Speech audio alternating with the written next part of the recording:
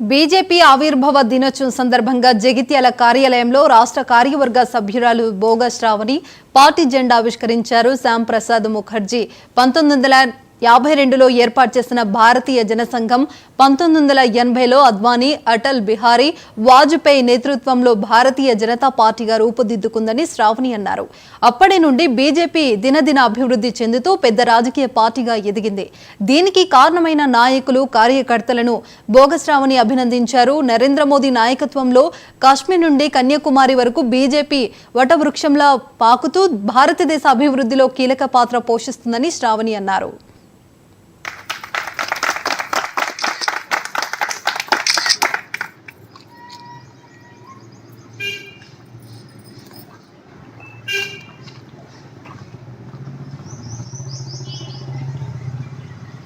भारत माता की जय, भारत माता की जय। नरेंद्र मोदी గారి నాయకత్వం అదిలాలి, నరేంద్ర మోదీ గారి నాయకత్వం అదిలాలి. అందర్నీ కలిసి ఇవన్నీ విషయాలు అవగాహన పరిచేలా, ఎందుకంటే ప్రతి ఒక్కరికి తెలుస్తానే ఉంది. మొన్నటికి మొన్న రేషన్ బియ్యం అని స్టార్ట్ చేసిండు. గౌరవ ముఖ్యమంత్రి వారిలో ఏమన్నారు, మేమే ఫ్రీ ఇస్తున్నాం, మొత్తం సన్న బియ్యం అంతా మేమే ఇస్తున్నాం అని చెప్తా ఉన్నారు. దయచేసి రేవంత్ రెడ్డి గారు మాట్లాడేటప్పుడు నిజాలు మాట్లాడాలి. మీరే అంటారు కదా ఏదున్నా ఉన్న విషయం చెప్పాలని. మరి మీరు కానివ్వండి, ఇక్కడ ఉన్నటువంటి మీ నాయకులు, కాంగ్రెస్ నాయకులు కానివ్వండి, ఒక విషయం గుర్తుంచుకోవాలి.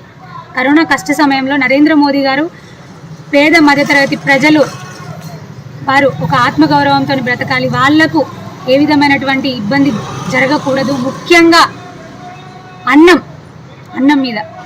అందుకని మనిషికి 5 కిలోల చొప్పున బియ్యం ఉచితంగా మేము ఇస్తున్నాము అని ప్రకటించారు. అదేవిధంగా ఇస్తూ ఉన్నారు.